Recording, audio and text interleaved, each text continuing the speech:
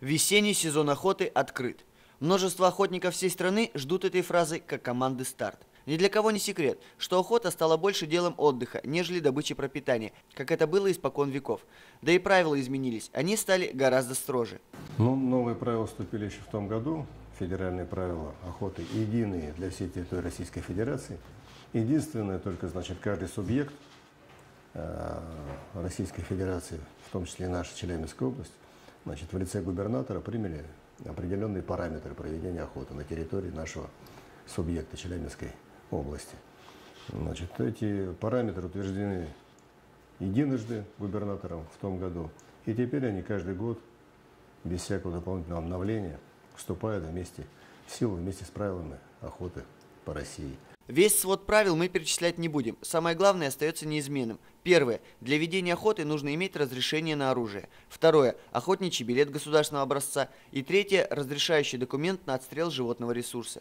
Но если есть собака, то документы на нее.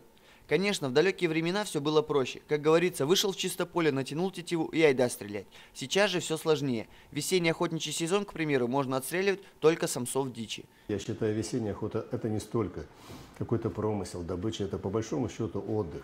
Для настоящего охотника это процесс выехать на природу, посмотреть на обновление природы, но никак не издеваться, не убивать бедных животных, которые только что с трудом перезимовали. Поэтому и столько ограничений. Особенно потому, что самочку не трогать. Любую самочку, значит, какого-то птенца, значит, категорически. Они сейчас накладки или собираются садиться на накладку яиц, поэтому охота только на самцов. Но есть, как говорится, и люди, ведущие незаконную добычу животных, и в большинстве случаев варварским методом. Таких, как правило, называют браконьерами. Именно на выявление таких и будет направлена работа органов охраны и контроля природных ресурсов и сотрудников внутренних дел, которые будут заниматься уже наказанием подобных лиц. С 14 апреля по 5 мая на территории Челябинской области проводится профилактическое мероприятие в связи с открытием весенней охоты. Задачей данного мероприятия является профилактика преступлений и правонарушений, связанных с незаконной охотой. Целью проводимого мероприятия является выявление незарегистрированного оружия, нарушение правил транспортирования, переноски, перевозки оружия, нарушение общественного порядка.